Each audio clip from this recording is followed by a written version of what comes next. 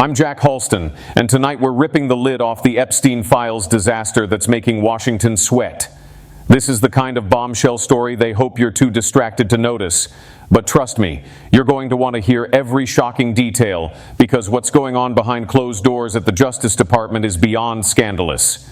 Picture this. The DOJ admits they've released less than 1% of the Epstein files, while millions of secret pages are being locked down, hidden from public view, and the excuses just keep piling up.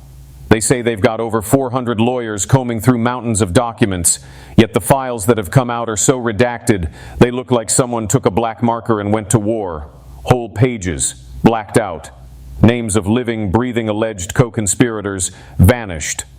But somehow, the biggest names, the ones with real power, keep slipping through the cracks, while a few select targets are left hanging. And here's where the real dirty work starts.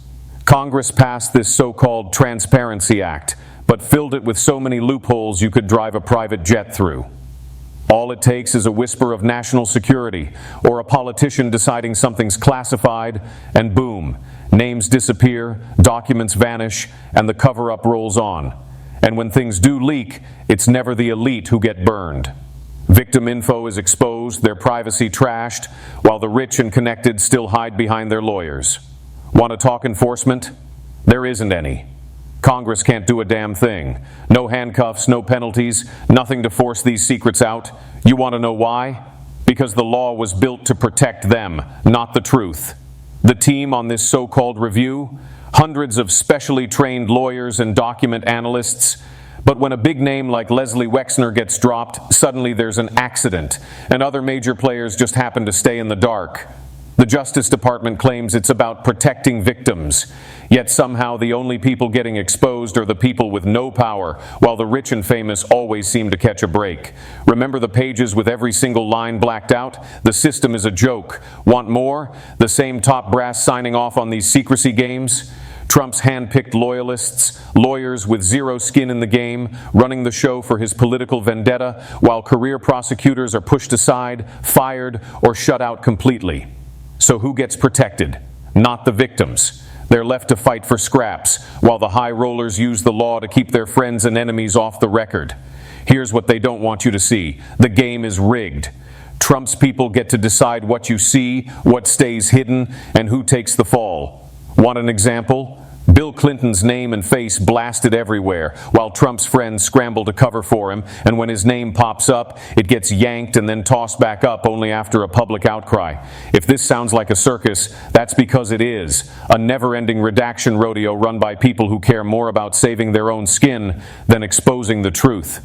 And don't forget, there's no system to punish the people doing the covering up. If a name leaks, all they do is go back, slap another redaction on, and pretend it never happened. But once that toothpaste is out, it's out. The people behind this mess want you looking anywhere else, at rumors, at sideshows, at anything except the reality. The powerful always find a way to wriggle out while regular people get burned. So if you're still waiting for justice, don't hold your breath. The Transparency Act is just another tool for the elite to hide what they don't want you to know, and tonight you saw exactly how the scandal works. I'm Jack Halston, and this is Far From Over. I'm Jack Halston, and here's what's really going on, stripped down and impossible to ignore. Donald Trump has been loving the silence.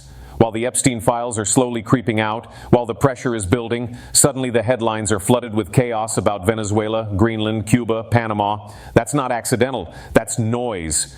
Trump wants the press chasing shiny objects so they stop digging where it hurts. And where it hurts most is Epstein. Trump doesn't want you talking about Epstein, but here's the problem for him. There is an Epstein connection hiding right inside what Trump is doing right now, and it's been almost completely ignored, until now. Trump is floating threats and fantasies about Venezuela and even Greenland. The White House confirms it. His people say maybe military action, maybe buying territory like it's a strip mall. It sounds ridiculous, but it's also dangerous. Trump isn't even pretending to hide it. He treats countries like hostile real estate deals. Buy it if you can, take it if you must. Europe is alarmed, and for good reason. This isn't strategy, it's impulse. And here's the key part people are missing. Trump doesn't actually seem prepared to follow through. Congress would likely block him, including Republicans. His own party is fractured, weakened by resignations, illnesses, even deaths. His base is angry. The so-called no new wars guy has already escalated conflicts across multiple countries. No president in their first year bombed more places than Trump. Let that sink in. So why all this bluster now? Because he's cornered.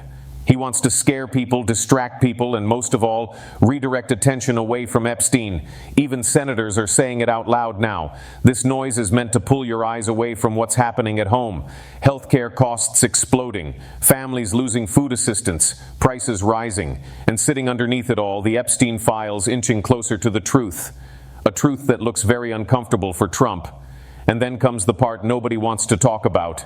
The Epstein texts. Leaked messages between Jeffrey Epstein and Steve Bannon about Venezuela. Real conversations. Epstein talking about South America collapsing. Bannon replying that it needs a populist. Epstein calling Venezuela and Brazil the investment of a lifetime. Talking oil, oil, oil. Echoing the same brain-dead talking points Trump shouts at rallies. Take the oil. Just take it. As if oil sits on a shelf waiting to be grabbed. It doesn't work that way. Rachel Maddow nailed it. You don't walk into a country with a ski mask and a handgun and steal millions of barrels of oil. It takes decades, infrastructure, billions in investment. And no serious company would trust Donald Trump to hold up any long-term deal. He gets bored. He moves on. So why does he keep saying it? Because it sounds good to him. That's it. Epstein was parroting the same nonsense years ago. That matters. Trump and Epstein were close. They talked. They shared ideas. Epstein was texting Bannon while Bannon was still tied to the Trump operation. And Stephen Miller later admitted the Trump administration wanted deeper reach into Latin America, including Venezuela, during Trump's first term. This wasn't random. Now zoom out. Why does oil suddenly matter so much right now? Look at timing. Trump meets with Netanyahu. Moments later, this Venezuela talk explodes. Netanyahu has always wanted war with Iran, full-scale confrontation, regime change. Trump knows one thing above all else: voters freak out when gas prices spike. If war with Iran threatens oil supply, Trump needs a backup story. He needs to tell people, don't worry, we've got oil covered. Venezuela, free oil. That's the sales pitch, and that's where Epstein's role gets darker. There have long been theories about Epstein and intelligence connections. No proof, but plenty of unanswered questions. If Epstein was pushing oil narratives tied to Venezuela years ago, it fits neatly into this picture. Not a wild conspiracy, just alignment of interests. Trump wants power. Netanyahu wants war. Oil is the excuse that makes it palatable. And Trump's base, they'll flip instantly. Anti-war until told otherwise. There is no more flexible substance on earth than a Trump supporter. The reality is simple. Taking Venezuelan oil wouldn't help regular Americans. It would help oil companies. That's it. Prices wouldn't drop. Trump has already claimed he unleashed American energy and fixed everything. Prices are still up. He's also killing green energy projects because he doesn't like how windmills look near golf courses. This isn't policy. It's ego. So where does Epstein fit? Beyond distraction, beyond headlines. He appears in the background, shaping the same dumb ideas Trump still repeats. Take the oil, control the narrative, stir chaos. Trump wants you arguing about Greenland while the Epstein story quietly advances. That's the play, but it's failing. Republicans have finally had enough of Donald Trump's shocking plan to take Greenland by force. And now the backlash inside his own party is exploding. Trump thought he could just bully the world and muscle in on a NATO ally without consequence. But his Greenland grab has officially blown up in his face. This is one of those jaw-dropping moments that exposes just how far some in power will go when they think no one can stop them. Let's start with Stephen Miller, Trump's right-hand man, the same guy accused of masterminding mass deportations and cooking up plans to use the military on American soil. And now, he's out here telling the world that not only does Trump want Greenland, but that military action isn't even off the table. You heard that right. Stephen Miller, the guy who had zero foreign policy experience, is the one out here talking about invading Greenland. Forget generals, forget diplomats. This is the same advisor who wanted to turn 18th century war laws against migrants. And when that got blocked, he just pivoted to talking about war with Venezuela instead. That's who's running the show in Trump's White House. Shocking, but not surprising. And it gets wilder. Miller's on TV smirking like a cartoon villain, refusing to rule out using American troops to snatch Greenland from Denmark. A tiny population, a strategic territory, and the Trump team is treating it like some kind of imperial prize. Miller even says it out loud. What right does Denmark have? He calls Greenland a colony, says NATO rules don't matter, and drops the bombshell that the U.S. can just take whatever it wants if it feels threatened. This is the new face of American foreign policy, openly floating military aggression, not just against enemies, but against our closest allies. But here's where it gets delicious, because Republicans, Trump's own party, are now recoiling in horror. The red wall is crumbling as the GOP realizes just how toxic this all looks going into election season. We're talking a revolt against Trump's reckless imperial games. Senator Lisa Murkowski isn't pulling punches. She says attacking Greenland would destroy America's international reputation and threaten national security.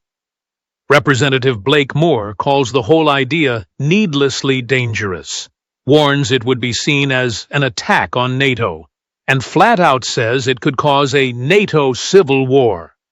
These aren't fringe names, these are mainstream Republicans, and they want nothing to do with Trump's disaster. Even Don Bacon, no lefty, is throwing shade at Miller, calling his comments dumb and demanding the U.S. respect Denmark and Greenland, both key allies. Speaker Mike Johnson? No, I don't think that's appropriate. In public. For a sitting speaker to slap down a president like this? It's unprecedented. The message is clear. The Republican Party sees the Trump-Greenland plan as an international nightmare, a reckless stunt that could blow up decades of alliance and trust. And it gets even juicier. Mike Lawler, another Republican, is going on Fox News, of all places, to say there is zero support for using force on Greenland. He spells it out. Greenland matters for NATO, for the Arctic, for keeping Russia in check. But buying Greenland is one thing. Invading it is insane. Lawler says any negotiation is fine. But the second you bring up use of force, he's out. The GOP is drawing a red line.